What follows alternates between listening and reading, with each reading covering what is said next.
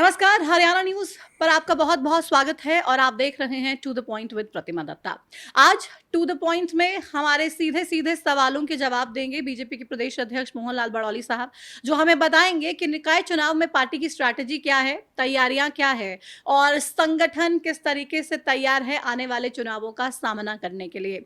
साथ ही साथ प्रदेश के तमाम ज्वलंत मुद्दों पर बात होगी, सवाल पूछेंगे किसानों के बारे में, सवाल पूछेंगे महिला आरक्षण के बारे में और तमाम ऐसे सवाल जिनसे सीधा सरोकार प्रदेश के लोगों का। बहुत-बहुत स्वागत बड़ौली साहब आपका हरियाणा न्यूज़ बहुत पर। बहुत धन्यवाद प्रतिमा दत्ता जी, आपका भी और आपके चैनल की पूरी टीम का भी और आपके चैनल का भी बहुत बहुत धन्यवाद कि आज मैं आपसे बात करूंगा और टू द पॉइंट। हम ये उम्मीद बहुत करेंगे आप अच्छा टू द पॉइंट ही टू द जवाब दें। पॉइंट की जो बात आप करते हो, मेरे को भी इसमें टू द पॉइंट बात करने की आदत है। चलिए देखते हैं आज कितने टू द पॉइंट जवाब देंगे बड़ौली साहब। तो सबसे पहले नारी शक्ति वंदन पे ही बात करेंगे क्योंकि ये महिला आरक्षण का बिल अब पूरे प्रदेश में आप लोग कार्यक्रम तो कर ही रहे हैं, देश में भी कार्यक्रम हालांकि चल रहे हैं, लेकिन हरियाणा में किस गति से ये कार्यक्रम चल रहे हैं, क्या कुछ रिस्पॉन्स महिलाओं का देखने को मिल रहा है? आज महिला आरक्षण को लेके जो महिला नारी शक्ति वंदन अधिनियम 2023 जो देश के लोकप्रिय प्रधानमंत्री नरेंद्र मोदी जी ने देश की नई जो लोकसभा बनी और उस लोकसभा भवन का उद्घाटन भी इसी नारी शक्ति वंदन अधिनियम 2023 को पास करने के लिए और एक पहचान बनी, एक इतिहास बना।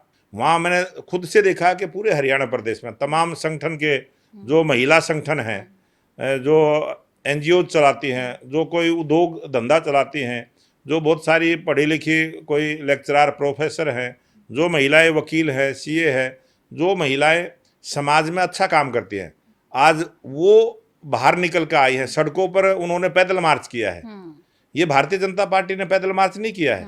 ये समाज के जो महिला को मजबूती के साथ समाज में आगे बढ़ने की सोच रखती हैं, ऐसी वो सब महिलाओं का, बहनों का भी मैं आज आपके चैनल के माध्यम से धन्यवाद करता हूं, उनका स्वागत करता हूं कि उन्होंने बहुत सारे ऐसे प्रोग्राम किए हैं, महिलाओं के लिए सम्मेलन किए हैं, महिलाओं की पद यात्राएं की तो है, आप कह रहे हैं सिर्फ महिलाओं की बीजेपी की सपुटिया ही की। कार्यकर्ताओं में उत्साह नहीं है, पूरे प्रदेश की पूरे महिलाओं में पूरे उत्साह है। देश और प्रदेश की महिलाओं में उत्साह है और पूरे देश की महिलाएं और पूरे प्रदेश की महिलाएं वो इस आस में बैठे हैं कि देश के प्रधानमंत्री नरेंद्र मोदी जी जो करेंगे वो उनके लिए करेंगे और जो भी करेंगे महिलाओं के लिए जो एक बहुत बड़ा कदम, महिलाओं को जो अधिकार मिलेगा और एक जनप्रतिनिधि के नाते से जिस प्रकार से पंचायतों में और पालिकाओं में निकाय के चुनाव में जो 50% का जो अधिकार दिया, ये बहुत बड़ी बात थी।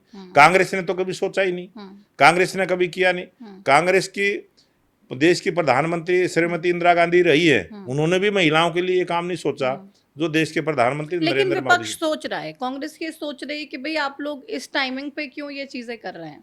आपका अब मकसद क्या है? आप क्यों डिमिलिटेशन का इंतजार करना हमारा चाहते हैं? आप क्यों जनगणना तक का इंतजार करवा रहे हैं? अभी लागू कर दीजिए तुरंत, 2029 तक का इंतजार क्यों करना चाहिए? चुनाव तो प्रतिमा दत्ता जी एक प्रोसेस के थ्रू होगा, एक नियम के थ्रू होगा, नियम बनाने भी पड़ेंगे और जब नियम बनाने की बात आती है तो कांग्रेस ने उसका खुले मन से समर्थन करना चाहिए।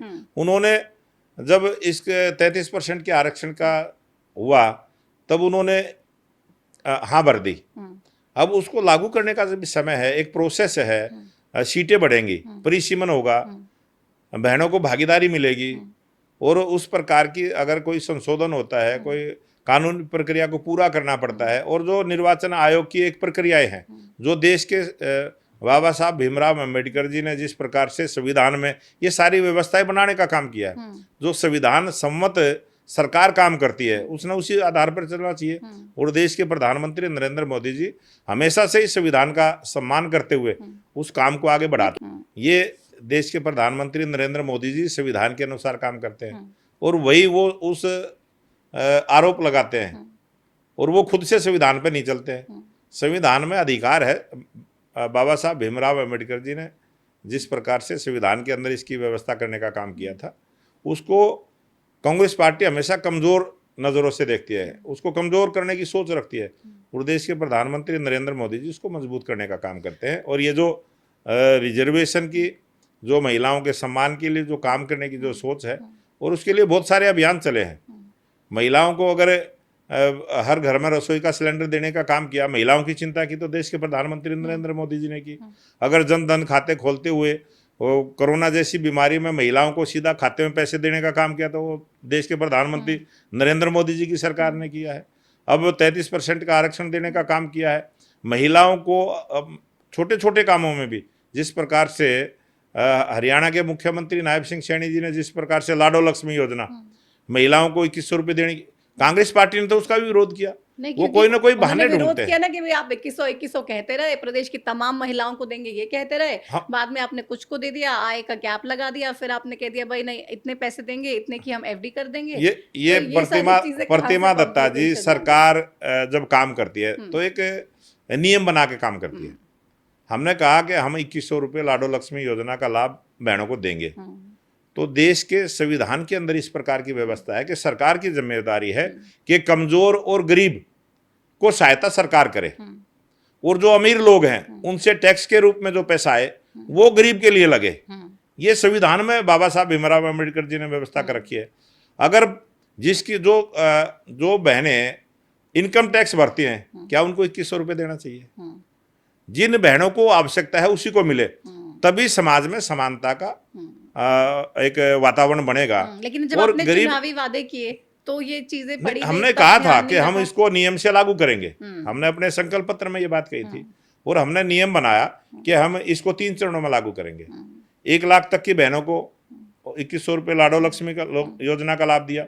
अब 1,80,000 तक की जो बहनें जिनकी इनकम है उसका हम लाभ दे रहे हैं, और जब तीसरी योजना आएगी तो 3 लाख तक की जो इनकम की बहनें हैं हम उनका लाभ तो देंगे। पूरा आपकी सरकार का फोकस है, पार्टी का फोकस है कि महिलाओं का उत्थान हो, जहां प्रॉब्लम हो वहां पे आप सॉल्यूशन पहले जब तक हमारी सरकार अंत्योदय की सरकार है, हमने स्पष्ट कहा है, हमारे संविधान में लिखा है कि भारतीय जनता पार्टी की सरकार अंत्योदय के अभियान पर चलेगी। अंत्योदय की सरकार है, पहले हम अंतिम व्यक्ति का सोचते हैं।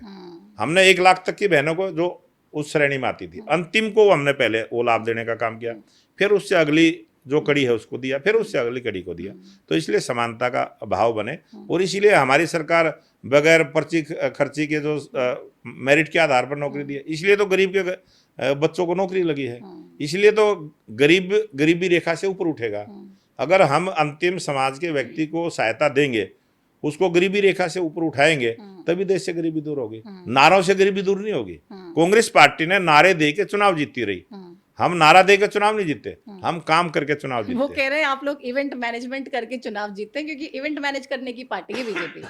वो उनको दिखता है, वो तो इवेंट भी नहीं करते, वो तो कुछ भी नहीं करते, वो तो एक आरोप लगाना, गुमराह करना, जनता को गुमराह करना एक उनका स्वभाव है। कि अधिकारों की जब बात आती है तो भले ही आप लोग रिजर्वेशन के जरिए कुछ हद तक वो अधिकार देने की कोशिश करें, लेकिन पर्दे के पीछे से जैसे पंचायतों में भी रिजर्वेशन हुआ, वहां पर भी ऐसा देखा कि महिलाएं तो आई आगे, जीत भी गई, बन भी गई, लेकिन कहीं ना कहीं पीछे से उनके पति ही चलाते रहे। नहीं, ये प्रतिमा दत्ता जी, ये तो देखो, जब व्यवस्था परिवर्तन होता है तो कुछ लोगों को कष्ट भी होता है, कुछ लोगों को आदत उल्टी पड़ी हुई होती है, उनकी आदतें भी सुधारनी है, और ऐसे ही सुधरेंगे। आज मैं ये मान के चलता हूँ कि हमारी चाहे नगर पालिका हो, चाहे हमारे नगर परिषद हो, चाहे नगर निगम हो, जो भी हमारी बहनें जनप्रतिनिधि के तौर पर जीत कर आई हैं, वो पूरी बात रखती हैं, पूरे विकास की बात रखती हैं, अधिकारों की बात रखती हैं, और सब अपनी चेयर पर बैठ कर अच्छा काम करती हैं। आज तो कहीं भी किसी भी बैठक में हरियाणा प्रदेश में, चाहे कोई पंचायत हो, चाहे कोई ब्लॉक समिति हो, चाहे जिला परिषद हो, हमारी जो 50% का आरक्षण हमारी बहनों को मिला है, वो सब अच्छे से काम कर रही है, सब पढ़ी लिखी है और सब समझदार है, वो जेंट्स से ज्यादा काम कर रही है। आपको लगता है, क्योंकि वैसे तो महिलाओं को कम आंकते हैं, कहते हैं भाई महिलाएं हैं तो ज्यादा बर्डन नहीं ले सकती, ज्यादा काम नहीं कर सकती, लेकिन महिलाएं ज्यादा स्ट्रांग होती हैं। महिलाओं ने तो ऑपरेशन सिंदूर जैसा सारी दुनिया ने देखा है। भारत की महिलाओं का पूरी दुनिया ने देखा है लोहा, किस प्रकार से भारत की महिलाएं हर फील्ड में काम करती हैं। आज तो कोई फील्ड बचा ही नहीं है। अगर अंतरिक्ष की भी बात करें तो कल्पना चावला हमारे हरियाणा की थी, करनाल की थी।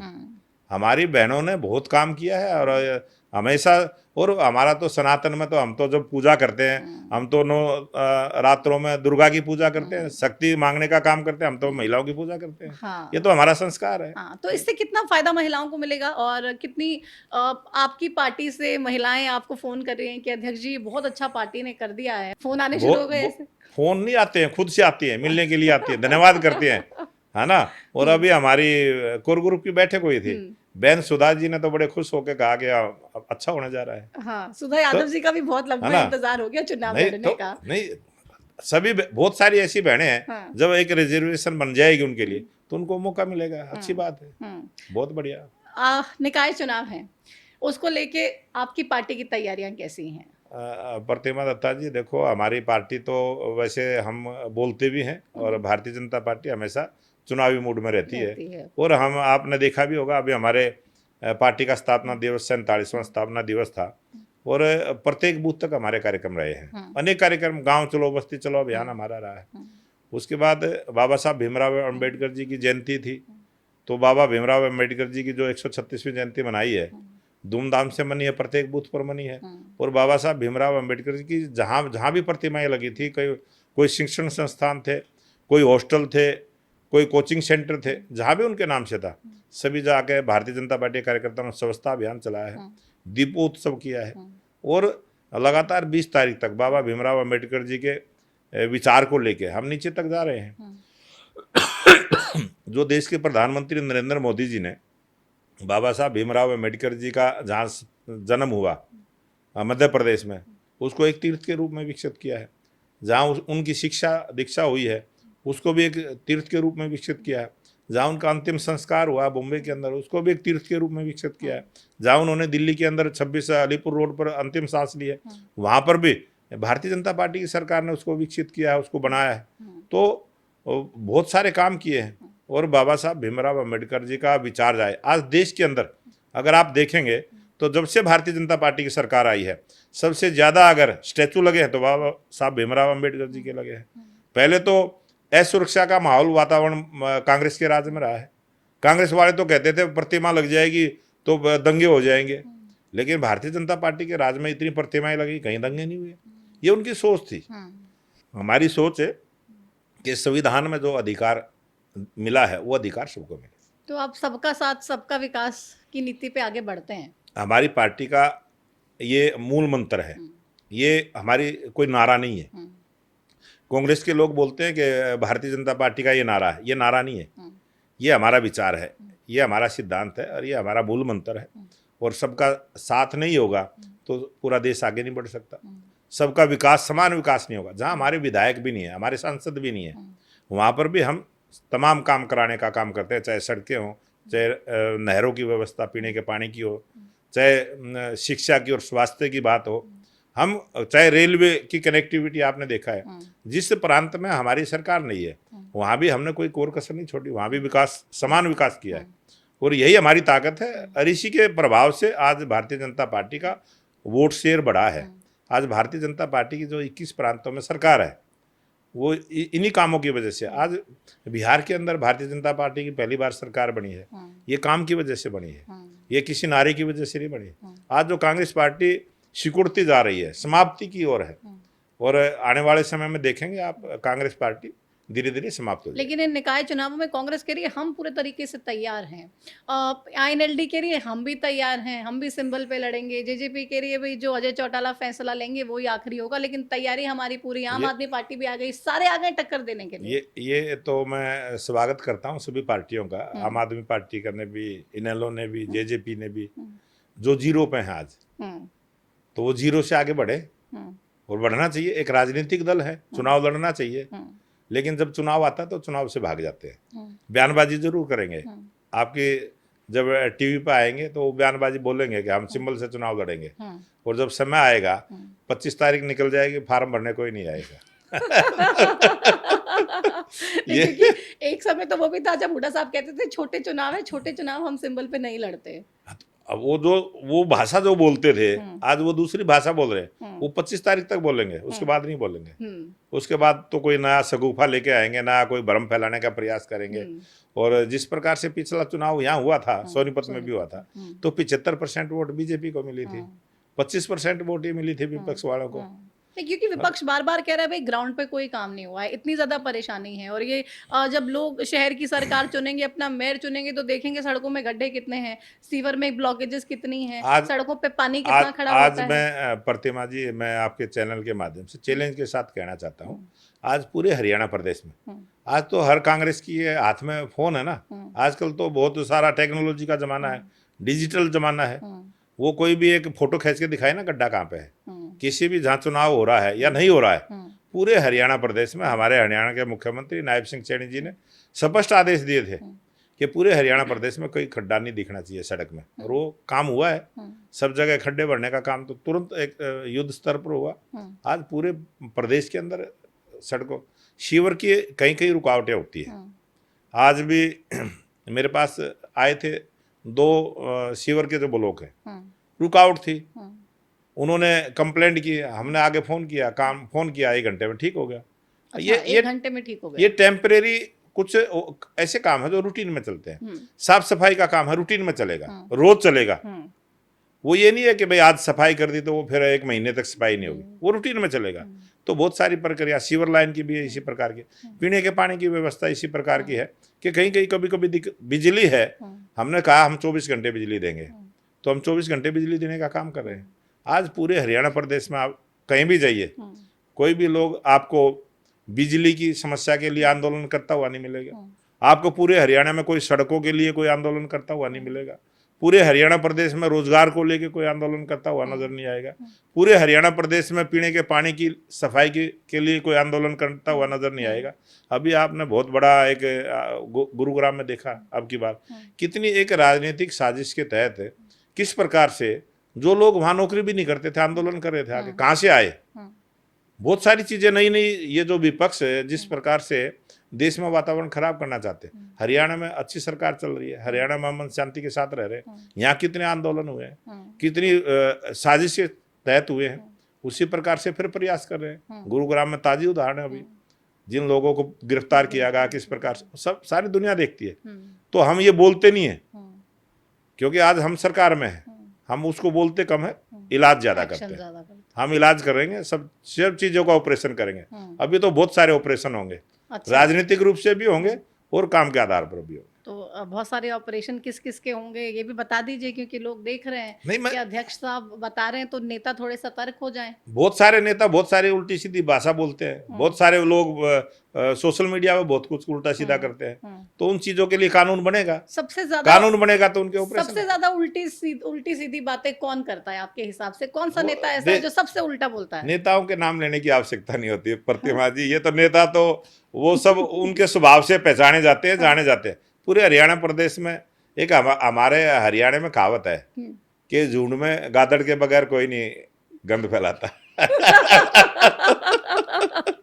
तो जो गादड़ होता है ना, हरियाणा का गादड़ कौन है बताइए? हाँ, बहुत सारे गादड़ हैं। हाँ, बहुत सारे हैं। हाँ, वो अपने आप को पता नहीं क्या मान के चलते हैं, लेकिन वो है कुछ भी नहीं। तो हरियाणा की जनता ने उनको सबक भी सिखाया है, उनको हरियाणा की जनता ने जवाब भी दिया है। तो मतलब ऐसे लोगों की बात कर रहे हैं आप जो राजनीतिक हाशिए पे लोगों ने ही पहुंचा दी। आप तो बाद में इलाज करेंगे, लोगों ने पहले इलाज कर दिया उनका।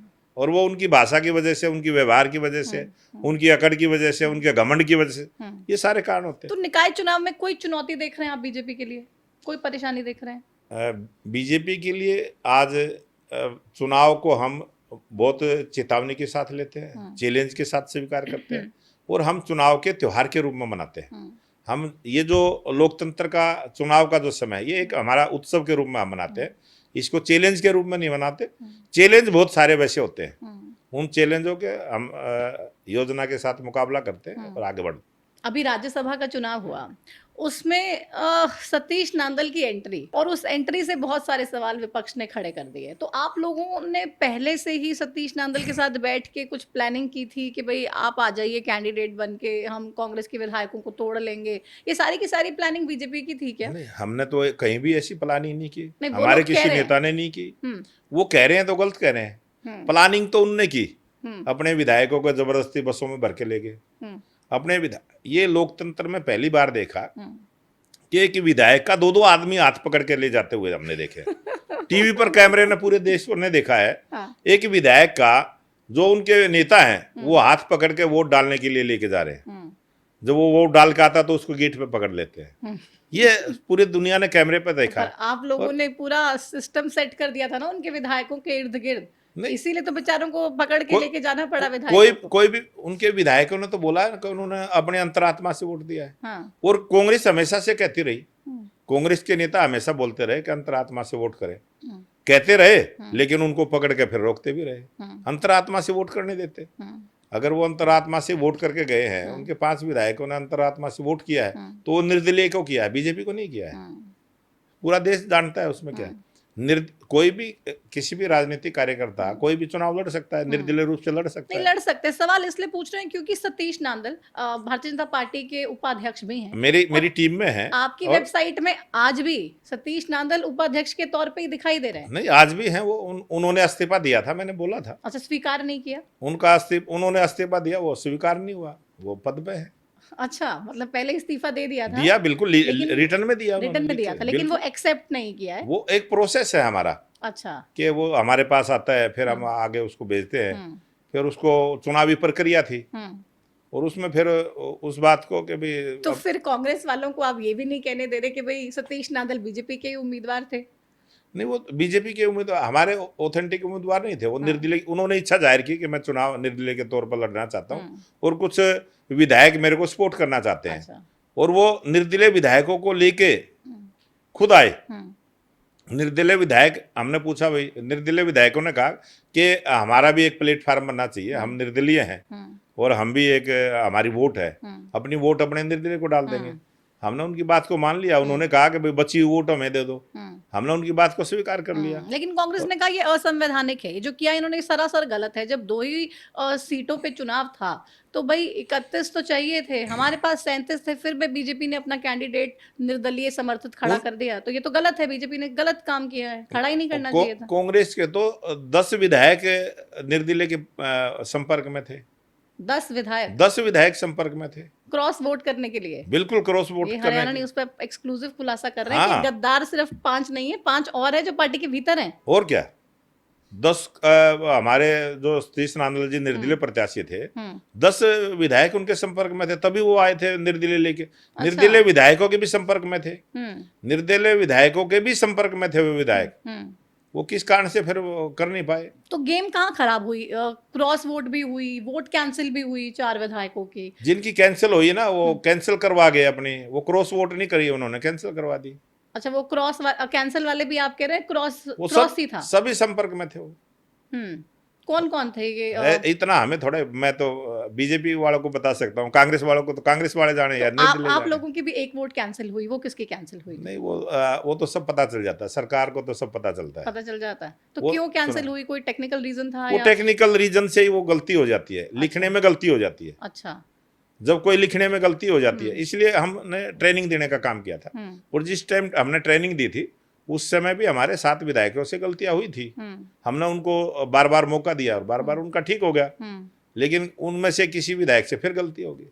तो उसका नाम क्या है? नाम का थोड़ा ही पता है हमें। छुपा रहे, देखो टू द पॉइंट बात नहीं कर रहे आप। नहीं, बीजेपी के किस विधायक की वोट कैंसिल हुई? ऐसा हमें थोड़ा ही पता है, क्योंकि अनिल विज की वोट को लेके भी क्वेश्चन किया था कांग्रेस ने, हालांकि बाद में वो क्लियर हो गया था, उनकी वोट कैंसिल नहीं हुई थी शायद। नहीं, उन्होंने चैलेंज किया था। उन्होंने चैलेंज किया था, जैसे हमने 2 वोटों को चैलेंज किया। वो चैलेंज हमने किया था, एक वोट कैंसिल हो गई, एक नहीं हुई। और जबकि वो जो दूसरी वोट थी उसमें भूपेंद्र सिंह हुड्डा जो अपना वोटिंग पत्र है उसको हाथ लगा रहे हैं, वो स्पष्ट दिखाई दे रहा है। लेकिन वो किस प्रकार से चुनाव आयोग ने, या तो कोई ऐसी व्यवस्था नहीं है कि टच करने से भी कैंसिल होती है, जबकि वास्तव में होना चाहिए। अगर उनके हुड्डा जी के हाथ में कोई निशान, कोई स्याही होती तो वोट कैंसिल कर सकते थे। उसको जो मतपत्र है उस पर उस जो वोटर है उस वोटर के अलावा किसी का हाथ टच नहीं होना चाहिए, हमारी ऐसी मान्यता है। संविधान में किस प्रकार से है क्या मैंने पढ़ा नहीं है, लेकिन हमने यही सोच के कि हुड्डा जी का हाथ उसको लगा है तो ये कैंसिल होना चाहिए, इसलिए हमने उसमें अपील की थी, उसको चुनाव आयोग ने माना नहीं। अब वो आगे की प्रक्रिया क्या बनेगी। चुनाव आयोग ने पूरे आप लोगों के इशारे पे काम किया, क्योंकि राव नरेंद्र सिंह कह रहे हैं भाई 4 लोगों की जो वोट कैंसिल की है, कांग्रेस पार्टी के जो 4 विधायकों की वोट कैंसिल हुई है, वो उस वोट को पहले मान्य कर दिया, फिर नहीं कैंसिल कर दिया, फिर वैलिड कर दिया, फिर इनवैलिड कर दिया। तो 5-6 बार ऐसा करा और बाद में फिर अल्टीमेटली इनवैलिड ही कर दिया। नहीं, वो जो गलती करते हैं, जो कोई पहचान अगर कहीं भी बन जाएगी, किसी भी मतपत्र के ऊपर कोई भी पहचान अगर कोई वोटर उस पर करके चला जाएगा तो वो कैंसिल होता है, ये संविधान में। और उसी आधार पर वो 4 वोट कैंसिल हुई तो है। 5 तो और जो एक वोट जो कैंसिल हुई है, वो हमारा जो गौरव गौतम जी जो हमारे पोलिंग एजेंट थे, उनको उन्होंने दिखाया है, कैमरे पे सब दिखता है कि ये इसको दिखा रहा है, दूसरे उसको दिखाना भी वोट कैंसिल है, इसलिए वो वोट कैंसिल हुआ है। वो सारी चीजें ऑन रिकॉर्ड है। तो अब 5 कांग्रेस के विधायकों ने क्रॉस वोट की, हालांकि आप कह रहे हैं 10 संपर्क में थे, तो 5 और कौन कौन थे? गोकुल सेतिया थे क्या? वो तो निर्दलीय बताएगा, निर्दलीय विधायक बताएंगे, मैं थोड़ा बताऊंगा हमारे को, क्योंकि गोकुल सेतिया, कुलदीप वत्स, नहीं वो देखो वो कौन थे मैं नहीं कह सकता, लेकिन ऐसे ही किसी का नाम कांग्रेस वाले तो उछाल ही रहे हैं। कांग्रेस के गोकुल सेतिया तो धरने पे बैठेगा नाम के लिए। मंजू चौधरी भी साथ में ही बैठ अगर अगर वो उस लिस्ट में होते तो धरने पे क्यों बैठते हैं। कांग्रेस पार्टी में पसंद नापसंद का खेल चला है, वो किसी को बचाने के लिए दूसरे को फंसाने का प्रयास है। कांग्रेस पार्टी में यही राजनीति चल रही है। कांग्रेस पार्टी परिवारों में बटी हुई पार्टी है, नेताओं में तो बटी थी, वहां तो परिवारों में बटी है। कि मोहम्मद इजराइल और मोहम्मद इलियास बार बार सीएम साहब से मिल रहे हैं, तस्वीरें वायरल हो रही हैं, इन तस्वीरों के पीछे की कहानी क्या है? वो बार बार वो जनप्रतिनिधि हैं, अपने जनता का, अपने विधायक हैं, अपनी विधानसभा का काम लेके जाएंगे, जनता के काम होते हैं। विधायक का फर्ज बनता है बार बार मुख्यमंत्री जी से मिले, ये तो अच्छे विधायक की पहचान है। नहीं तो जर्नैल सिंह तो उनको अच्छा मानते हैं कि कांग्रेस वाले तो छुप छुप के मिलते हैं सीएम साहब से, कांग्रेस के विधायक छुप छुप के मिलते हैं, लेकिन ये दोनों तो ओपनली मिल रहे हैं। नहीं, उनके विधायक भी ओपनली मिलते हैं। कांग्रेस के बहुत सारे विधायक मंगलवार को सीएम साहब से मिलते हैं, ओपनली टाइम होता है। मंगलवार को सीएम साहब हर सप्ताह एक दिन विधायकों के लिए देते हैं और वो सबके साथ मिलते हैं। वहीं बीजेपी के विधायक होते हैं, वहीं निर्दलीय विधायक होते हैं, वहीं कांग्रेस के विधायक होते हैं, वहीं एक ही ड्राइंग रूम में बैठ के सब मिलते हैं। सारे आते हैं सीएम साहब सब आते हैं, अपना काम लेके। मैं विधायक रहा हूँ जब हमारे पूर्व मुख्यमंत्री मनोहर लाल जी थे, उस समय भी यही व्यवस्था थी, हम इकट्ठे एक ही सोफे पे बैठ के सब मिलते थे। ये तो पुरानी परंपरा है। तो आप लोग तो कह रहे थे कि भाई हम तो यहाँ पे हम नहीं भी जीते, हमारा कैंडिडेट नहीं भी जीता, उस कॉन्स्टिट्यूएंसी में भी हम अच्छे से विकास कार्य करवाते हैं। तो मोहम्मद इजराइल, मोहम्मद इलियास को ऐसा क्यों लगा कि उनकी कॉन्स्टिट्यूएंसी में काम नहीं हो रहा है? अगर वो क्रॉस वोट करेंगे, सतीश नांदल को वोट देंगे, तभी उनके इलाके का सही मायने में विकास होगा। तो उन्होंने अपना बिल्कुल बयान भी दिया है कि अंतरात्मा से वोट दिया है, अच्छे मुख्यमंत्री हैं, मुख्यमंत्री के वो अच्छे हैं, तो उन्होंने उस हिसाब से अपनी जो उनकी दिल से वोट दिया है उन्होंने स्वीकार किया, उसमें कोई नई बात नहीं है। लेकिन वो जो 3 विधायक हैं जिन्होंने जवाब नहीं दिया, इसका मतलब वो 3 विधायकों को गलत फंसाना चाहते हैं। उनकी लड़ाई ठीक है। वो 3 तो कह रहे हैं कि भाई हमने तो कांग्रेस के ही उन्होंने तो दिखा के दिया है ना, को वोट दिया है हमने, तो स्पष्ट है ना। जो कांग्रेस के नेता हैं जिनको ये जिम्मेवारी थी, वो कुछ गालमेल कर रहे हैं, स्पष्ट है इसमें। अब वो किसी को बचा रहे हैं तो क्यों बचा रहे हैं, वो तो उनका। आपको लग रहा है कि अगर वो 3 विधायक बोल रहे हैं कि हमने कांग्रेस कैंडिडेट को वोट दिया है, तो मतलब सही कह रहे हैं? सही कह रहे हैं, वो दिखा के दिया है ना। या तो देखने वाला बताए कि मैंने देखा है, इन्होंने दे दिया। हुड्डा साहब कह रहे हैं मैंने देखा है, बीके हरिप्रसाद कह रहे हैं मैंने देखा है, इन्होंने हमारे कैंडिडेट को नहीं दिया है, क्रॉस किया है सीधे सीधे। अब वो तो उनकी लड़ाई है।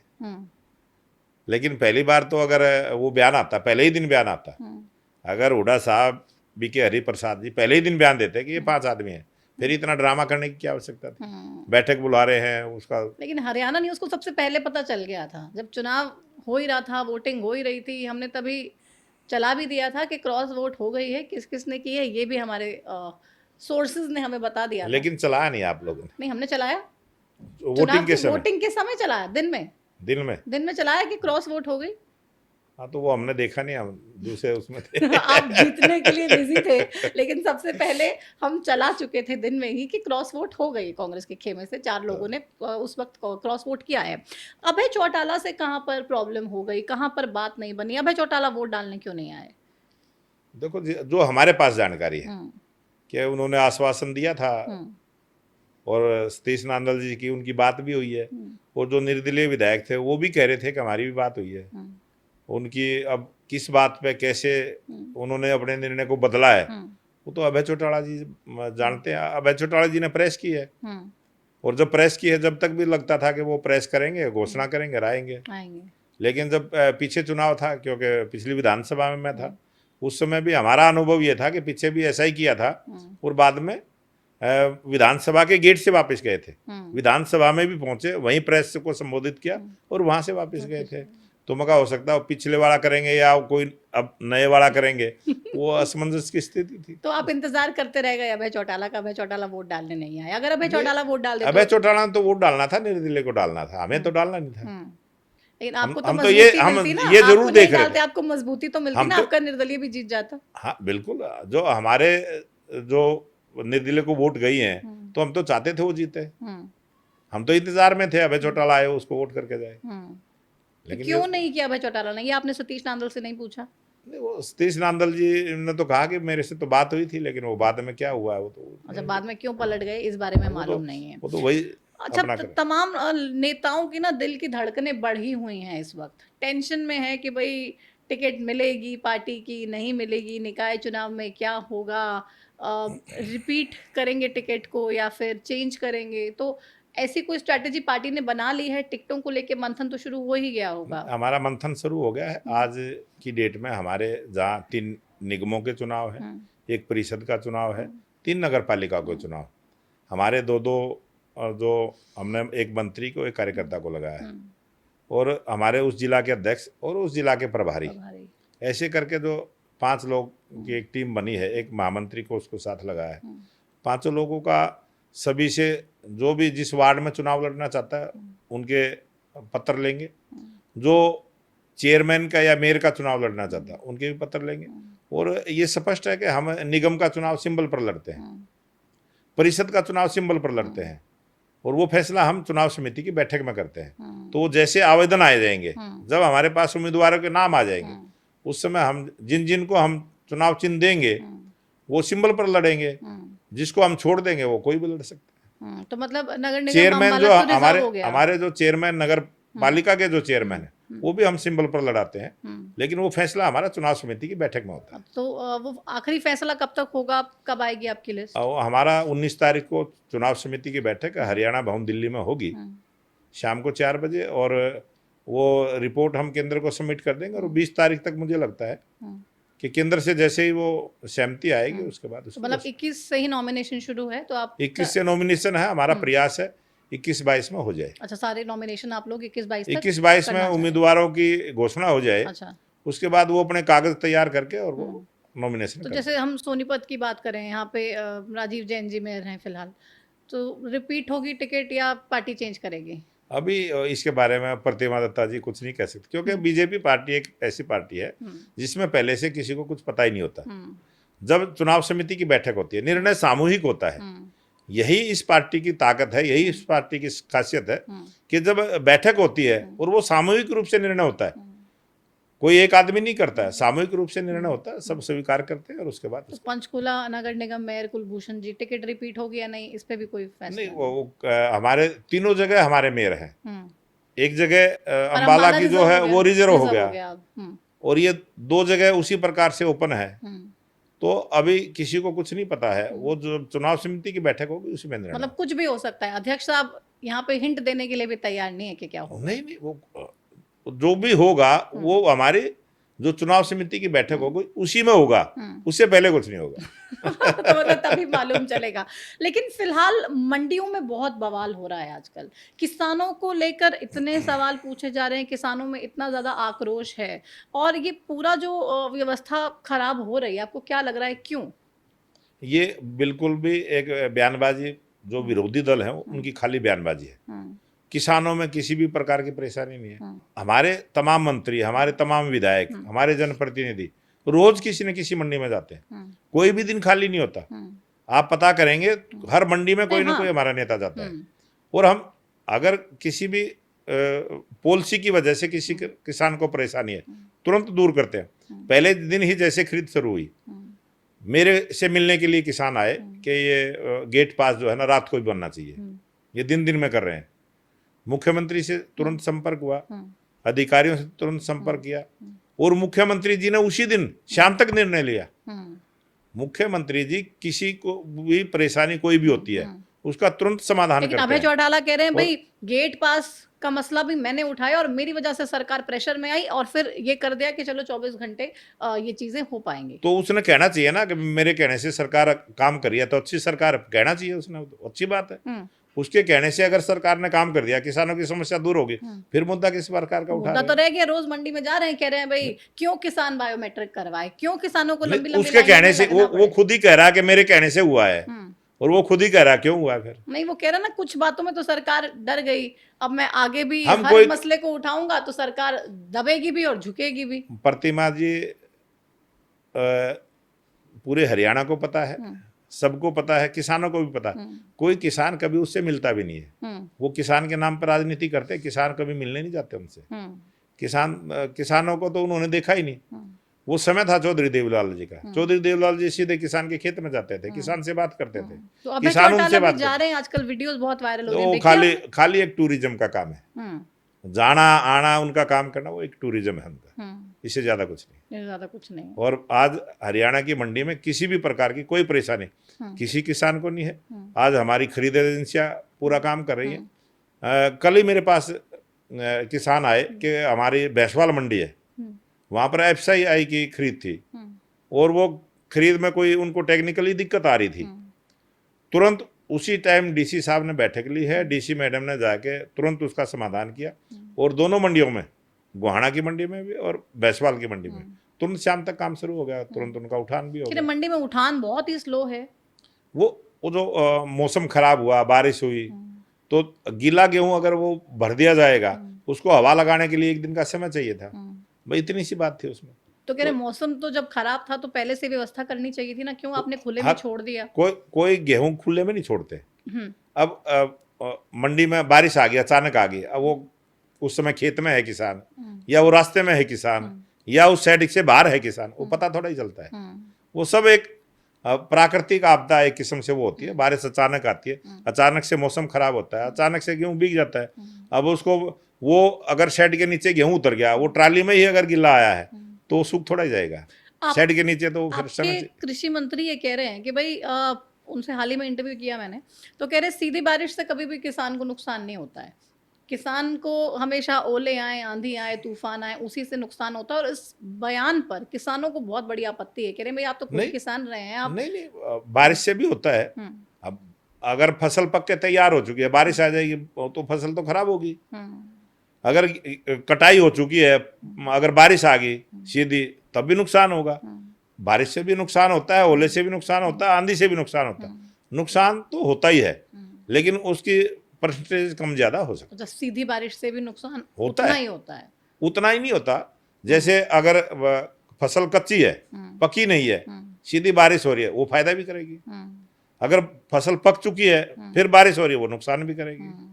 तो समय, उसकी पोजीशन किस प्रकार से, वो सारे उस पर। अच्छा, ये आजकल सरकारी पैसे का गबन या घोटाला या ये सब क्या चल रहा है? क्योंकि बैंक में सरकार अपने पैसे जमा कराती है, डिपार्टमेंट्स के पैसे होते हैं, उसको लेके घोटाले की बातें सामने आती हैं, फिर बैंक सरकार का पैसा वापस कर देता है। लेकिन ये चीजें क्या चल रही है? क्या घोटाला आपका पंचकुला नगर निगम में भी? और प्रतिमा जी, ये इस प्रकार का है ना, एक बहुत पहले हर्षद मेहता घोटाला हुआ था, उसके बाद एक फिल्म बनी थी, वो उसका नाम मेरे दिमाग से स्लिप हो गया। वो फिल्म मैंने भी देखी थी, किस प्रकार से वो बैंक में कोई एक बैंक दूसरे बैंक को लोन देता है, एक बैंक दूसरे बैंक को पैसा भी देता है। तो ये सारी प्रक्रिया बैंक की प्रणाली की होती है। और उस प्रकार से जो ये FD सरकार के जो पैसे की होती है, ये पूरी तरह से जो अधिकारी हैं उनकी सहमति से, उनके हस्ताक्षर से वो सारी FD बनती है। और वो जो वो FD उस बैंक में चली जाती है, तो फिर उस बैंक की जिम्मेवारी है उस FD के पैसे का, वो किसको लोन दे रहा है, कहाँ कर रहा है, वो किस में पैसा लगा रहा है, वो बैंक की जिम्मेवारी है। लेकिन बैंक की जिम्मेवारी है सरकार को पैसा पूरा देना, उस ब्याज को पूरा देना, ये उस बैंक की जिम्मेवारी है। उसके बाद जिस प्रकार से ये इंक्वायरियाँ हुई हैं, जिस प्रकार से लोगों को पकड़ा गया है, तो जिस प्रकार से ये सारी चीजें आई हैं वो जांच का विषय है, लेकिन सरकार का एक एक पैसा वापस आया है, ब्याज सहित आया है, उसमें किसी भी प्रकार का कोई घोटाला नहीं हुआ। तो ये बैंक कैसे इतने बड़े फ्रॉड कर रहे हैं? क्या आपकी सरकार के अधिकारी कोई इसमें मिले हुए हैं, कोई शामिल है? नहीं, उसमें सरकार का अधिकारी बैंक में होता ही नहीं है। वो तो बैंक का स्टाफ होता है, बैंक के चेयरमैन होते हैं, उनके डायरेक्टर होते हैं, उनके मैनेजर होते हैं, उनके एरिया मैनेजर होते हैं, उनके सब एक सिस्टम है। बैंक की जिम्मेवारी होती है। सब नेशनलाइज बैंक है। नेशनलाइज बैंक जो प्राइवेट बैंक है उनको लोन देता है, फिर वो प्राइवेट बैंक उस पैसे को आगे प्रयोग में लाते हैं। जिस प्रकार से ये सारी प्रक्रिया है, लेकिन हरियाणा प्रदेश के अंदर जब से भारतीय जनता पार्टी की सरकार बनी, किसी भी प्रकार से सरकारी पैसे का कोई घोटाला आज तक नहीं हुआ है। केंद्र में जब से हमारी सरकार है, कोई सरकारी पैसे का कोई घोटाला नहीं हुआ है। कांग्रेस पार्टी वाले इस प्रकार से झूठा प्रचार जरूर करते हैं, और देश की जनता जानती है, समझती है। तो आप कह रहे हैं सरकार की तरफ से कोई सरकार की तरफ से सरकार के पैसे का, अधिकारियों की मिली भगत नहीं है? अधिकारियों की जिसकी भी मिली भगत होती है उसको पकड़ा जाता है, सस्पेंड भी होते हैं, एक्शन भी होता है। आईएएस अधिकारियों पर गाजगिरी है हरियाणा में पहली बार ऐसा हुआ है। ये हरियाणा के मुख्यमंत्री नायब सिंह सैनी हर चीज को बड़ी बारीकी से अध्ययन करते हैं और उस पर हम अमल करते हैं, और उस पर सबकी जवाबदेही तय होती है। हम हरियाणा प्रदेश में रहते हैं और हरियाणा प्रदेश के लोग अपनी भाषा के लिए जाने जाते हैं। कहते हैं कि बड़ी रूखी भाषा होती है हरियाणा के लोगों की, और सामने वाले को लगता है कि डांट रहे हैं, लेकिन बात तो वो प्यार से ही कर रहे होते हैं। लेकिन सैनी साहब जब से मुख्यमंत्री बने हैं, जो इमेज सीएम साहब की है, जिस तरीके से सीएम साहब लोगों से बात करते हैं, रात रात तक लोगों से मिलने के लिए अवेलेबल रहते हैं, सीएम हाउस के दरवाजे खोल दिए सीएम साहब ने।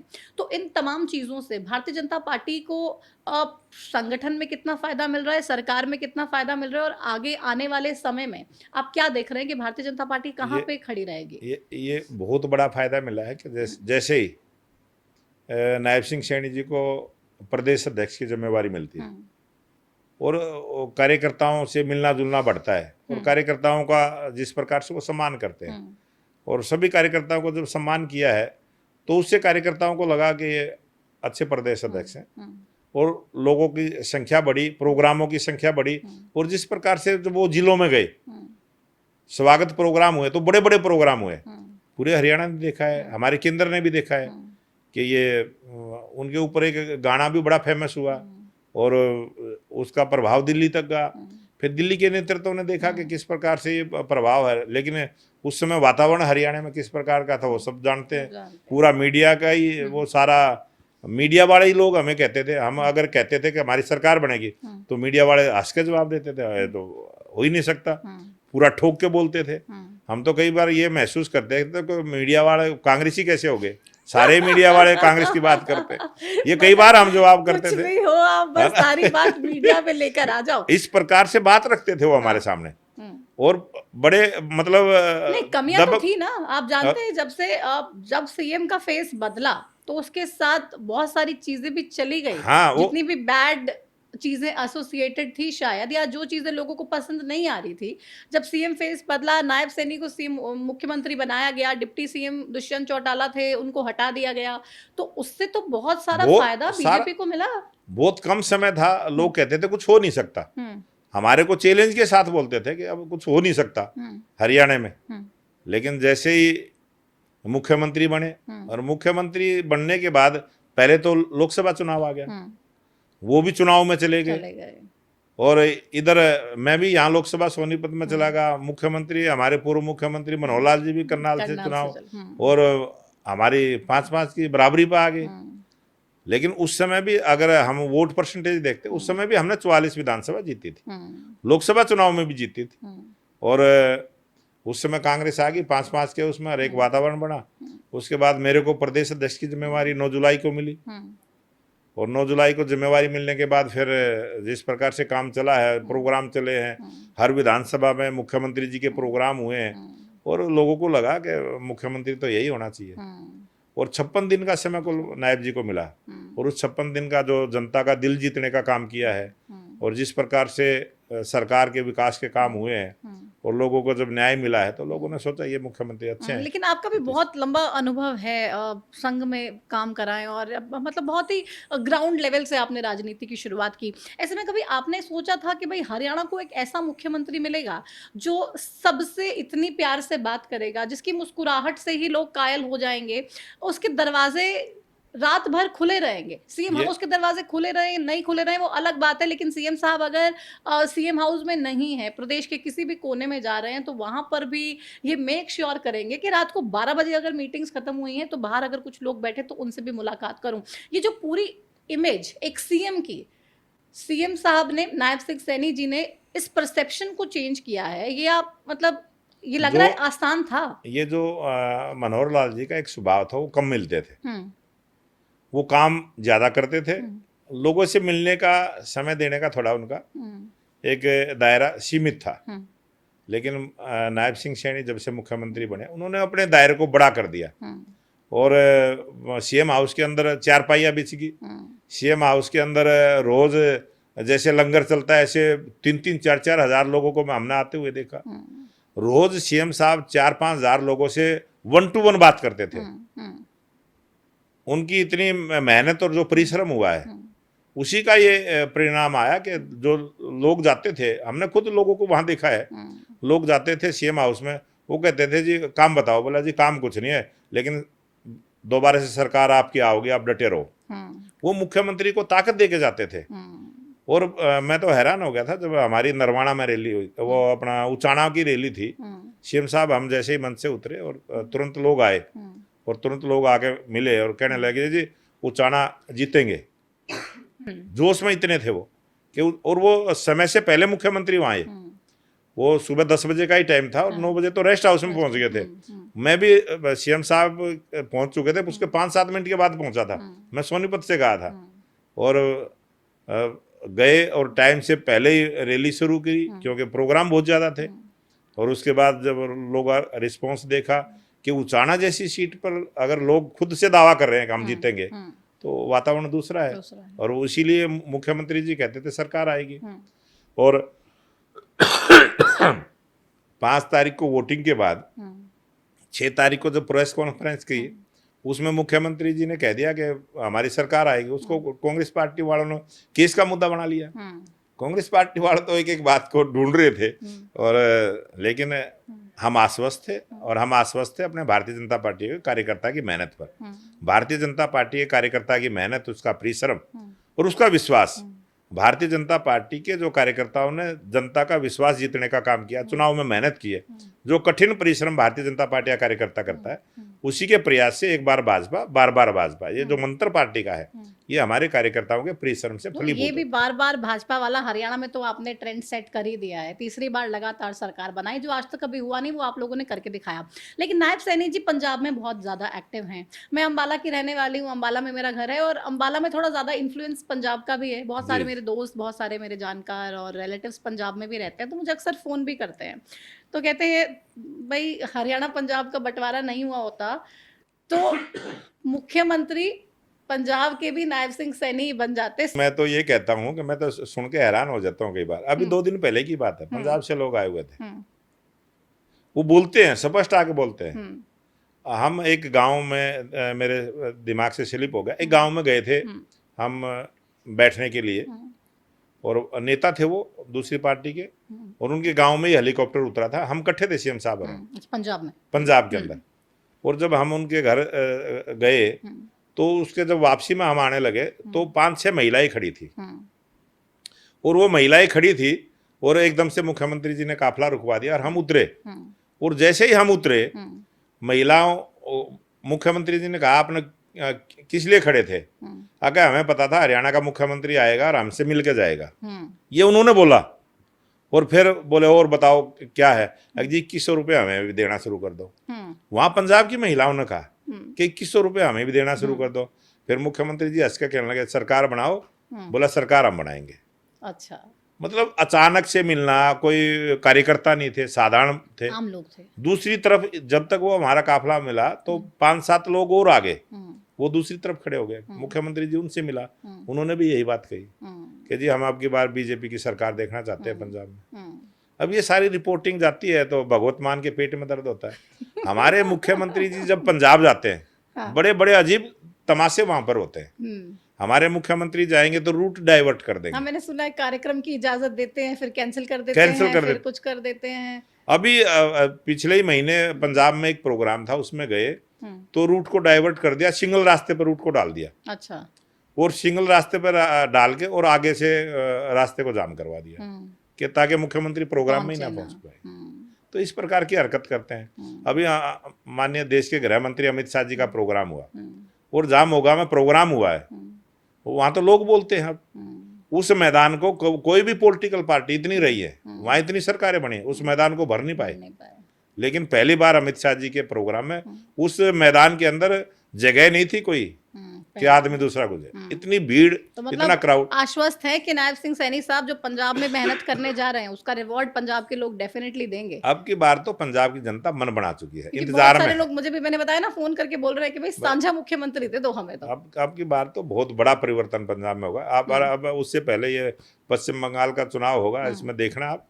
पश्चिम बंगाल में जब बीजेपी की सरकार आएगी उसके बाद लोग अपने आप कहेंगे पंजाब में भी आ गए। एक बहुत ज्वलंत मुद्दा है, हालांकि गन कल्चर को लेके तो सरकार पहले से गंभीर थी और तमाम चीजों को लेके सख्त एक्शन की पूरी रणनीति भी तैयार थी, लेकिन गन कल्चर के साथ साथ ये गंद कल्चर की भी एंट्री कुछ गानों में देखी गई, जिसको लेकर हालांकि सख्त एक्शन लिया गया। महिला आयोग ने भी काफी उसमें अहम भूमिका निभाई और वो चीजें सॉर्ट हुई, लेकिन आगे इस तरीके का गंद और गन कल्चर हरियाणा में नहीं हो, इसके लिए सरकार के क्या प्रयास हैं? मैंने प्रतिमा जी अभी बहन जी आपको कहा था कि कई ऑपरेशन अभी होने हैं। अच्छा। उसमें ये भी एक ऑपरेशन है। इस प्रकार का जो कल्चर है जो हमारे समाज ने कभी अलाउ नहीं किया पूरे देश के अंदर, कभी भी किसी भी युग में इस प्रकार से महिलाओं के बारे में हल्के शब्दों का प्रयोग करना, उनके सम्मान में कमी आना, ये कभी हमारे समाज ने स्वीकार नहीं किया और हम पूरी तरह से सचेत है। और वो टटीरी के नाम से जो गाना उन्होंने गाया था, उन्होंने बाद में उसमें सुधार करके अभी 2-3 दिन पहले फिर से रिलीज किया है।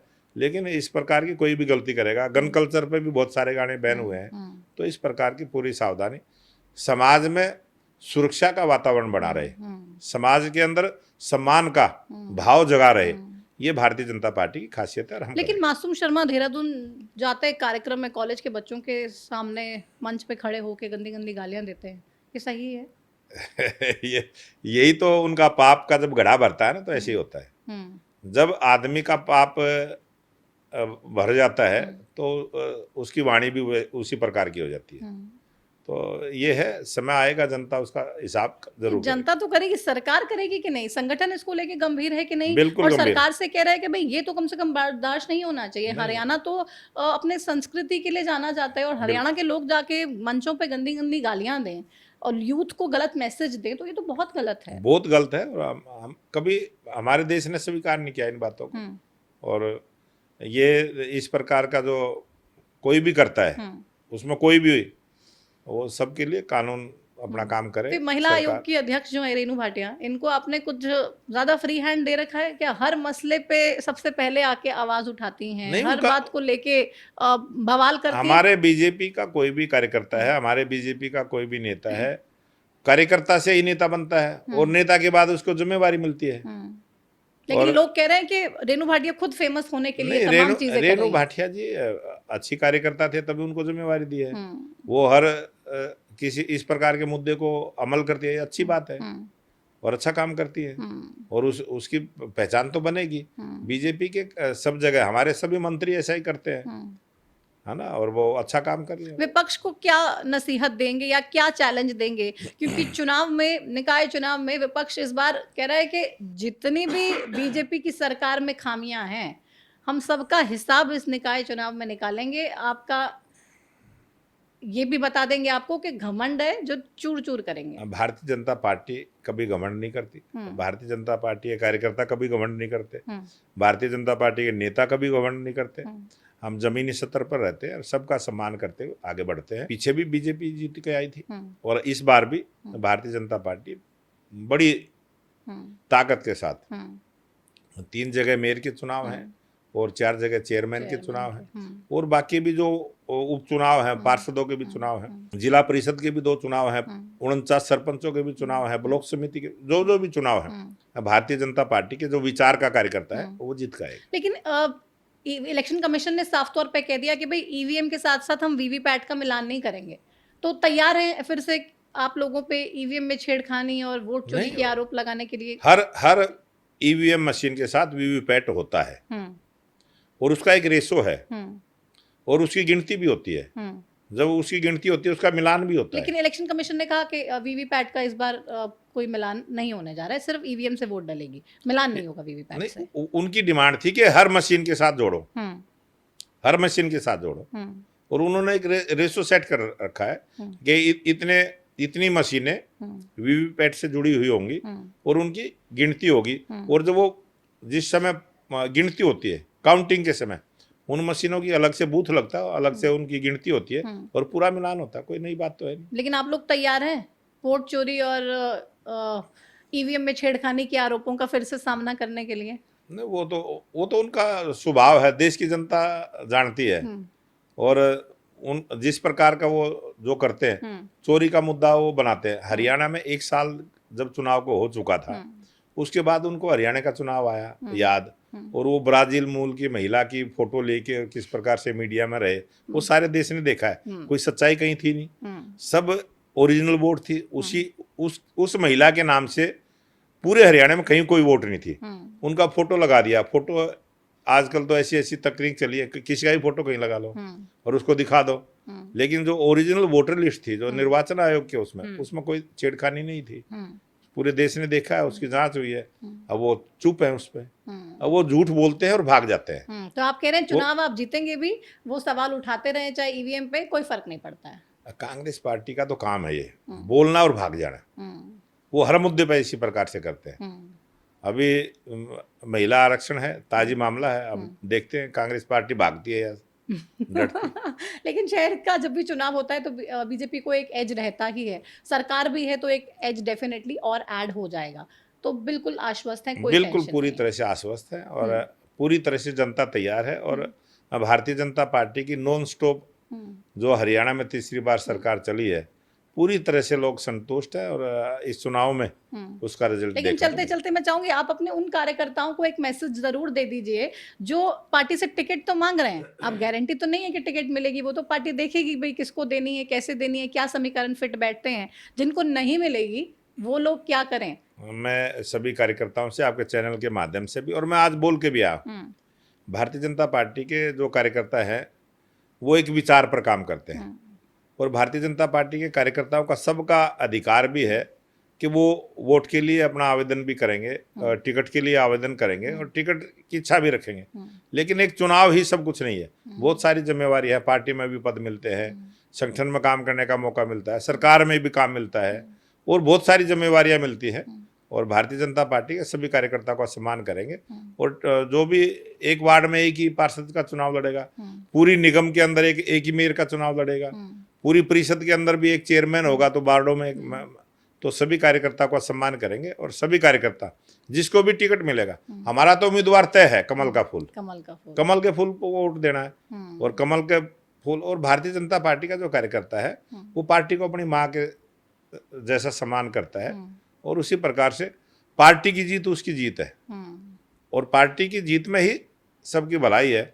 और भारतीय जनता पार्टी का कार्यकर्ता किसी भी प्रकार से जो भी उम्मीदवार पार्टी के द्वारा तय होगा उसको एक मत से वोट। तो इस अग्नि परीक्षा में नायब सिंह सैनी साहब और मोहनलाल बड़ौली साहब की जोड़ी फिर से सुपरहिट साबित होने वाली है। ये तो प्रतिमा दत्ता जी, ये तो हरियाणा की जनता जनार्दन का आशीर्वाद है कि ये सम्मान हमें मिला है। और लोग कहते भी हैं कि हरियाणा के मुख्यमंत्री जहाँ भी जाते हैं वो जीत ही जीत होती है। वो उसके बाद महाराष्ट्र गए, चाहे दिल्ली में गए, चाहे बिहार में गए, अभी कोलकाता भी जाके आए। और वो एक वीडियो बड़ा ट्रोल हुआ है सम्राट चौधरी का और उनका आपस में, और वो मुख्यमंत्री जी ने एक दिल्ली में बोल दिया कि ये भावी सीएम है, वो भी बड़ा ट्रोल किया था। वो कई दफे मुख से कोई बात निकल जाती है।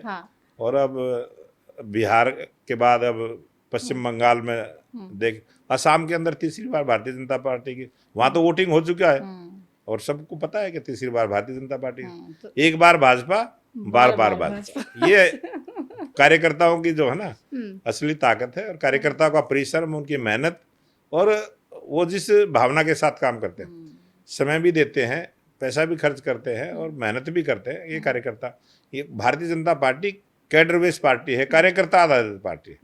कार्यकर्ता का सम्मान सर्वोपरि है, और वो हम भी करते हैं और कार्यकर्ता भी करते हैं। चलिए, बहुत शुक्रिया अपना समय देने के लिए, इस तमाम बातचीत के लिए बहुत बहुत शुक्रिया। बहुत बहुत धन्यवाद आपका भी, आपके चैनल के दर्शकों को भी नमस्कार। नमस्कार। तो to the point Mohanlal Badoli साहब ने तमाम सवालों के जवाब दिए और बता दिया कि भारतीय जनता पार्टी के जितने भी कार्यकर्ता हैं वो इस बात को लेकर आश्वस्त रहिए कि उम्मीदवार सिर्फ और सिर्फ कमल का फूल है, जिसको टिकट नहीं मिले वो हताश नहीं हो, क्योंकि सब कुछ चुनाव लड़ना ही नहीं होता है। और सबसे बड़ी बात तो ये कह गए कि भाई नायब सिंह सैनी जो हरियाणा के मुख्यमंत्री हैं, उनकी फैन फॉलोइंग इतनी ज़बरदस्त है, हरियाणा के लोग उनसे इतना प्यार करते हैं और उनकी जो काम करने की कार्यशैली है, लोगों से मिलनसार रवैया जो है, सीएम हाउस के जो दरवाजे खोल रखे हैं, जहाँ पे मंजे डाल दिए गए और तमाम लोगों की एंट्री वहाँ पे लगातार होती है, तो इन तमाम चीज़ों से एक पब्लिक परसेप्शन चेंज हुआ। नायब सिंह सैनी ने वो कर दिखाया जो आज तक हरियाणा में कोई मुख्यमंत्री नहीं कर पाया था, और इसीलिए हरियाणा के लोग उनसे बहुत प्यार करते हैं। और इसीलिए एक बार भाजपा और बार भाजपा का जो मंत्र है बीजेपी ने दिया है, उसको आम लोग भी आगे साकार करने का काम करते हैं। बहरहाल निकाय चुनाव में क्या कुछ होगा वो तो आपका फैसला है, जनता जनार्दन हो आप, और आपने तय करना है कि वाकई में आशीर्वाद भाजपा को दिया जाएगा या फिर आपके मन में कुछ और है। वो तमाम चीजें आप पे छोड़ेंगे, लेकिन फिलहाल टू द पॉइंट के इस कार्यक्रम में मेरे साथ बस इतना ही। आप देखते रहिए हरियाणा न्यूज। मुझे दीजिए इजाजत, नमस्कार।